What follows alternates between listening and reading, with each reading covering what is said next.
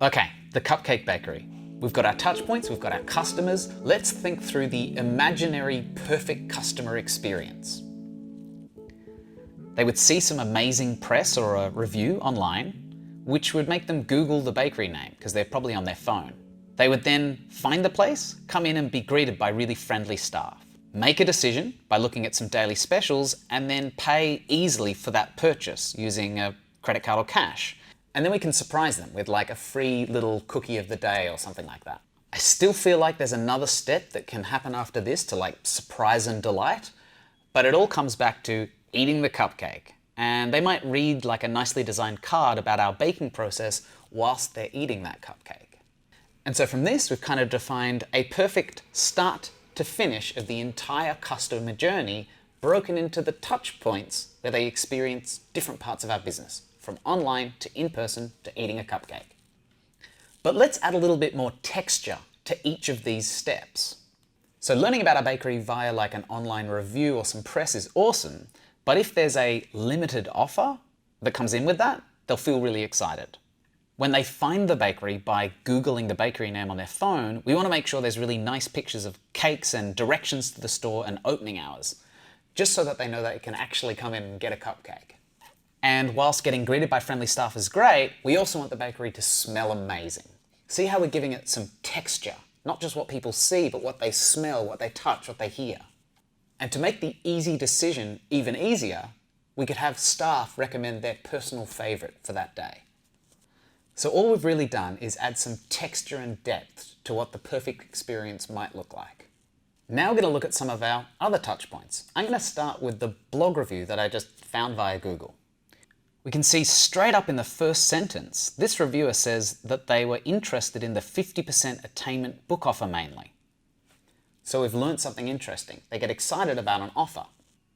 And so we'll add that to our insight map for the learning about the bakery column in the blog review row. We can see in the sentence below, the reviewer talks about having a fun watermelon flavored cupcake. From that, we've learnt that people are interested in having interesting flavors. This insight fits nicely into our decide what to eat touch point. Interesting flavors makes for an easy decision. But let's go to the end of the review and see if we can find anything about actually eating the cupcakes. This reviewer appreciated the restraint on the buttercream. So at least this reviewer likes things that are a little restrained and not too crazy. So it's really easy to just copy paste that line and throw it into the eat a cupcake touch point.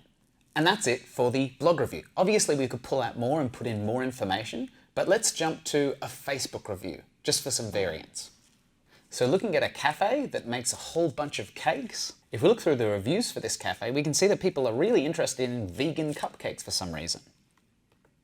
So I'm going to put that in the decide what to eat insight.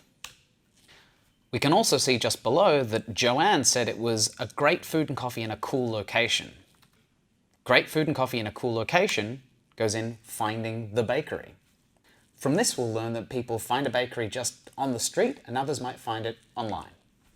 Here we can see that Nick was impressed that the staff were friendly and helpful. So friendly and helpful staff is important. That fits in the walk through the door touch point. Lastly, some notes from my friend Leo, who I did a face-to-face interview with about the cupcake bakery. When I asked him about it, he pulled out his phone to find the bakery on Google. So we'll put that in the Find Bakery column. He was also impressed that there was lots of seating when he walked through the door, so he felt like he could bring his whole family. He was also really glad that he could use tap to pay, because he doesn't have cash on hand very often. Leo also loved the mini cupcakes. So from here you can see that we're starting to sketch out a kind of patchy picture of what different people's experiences through different touch points are with our business.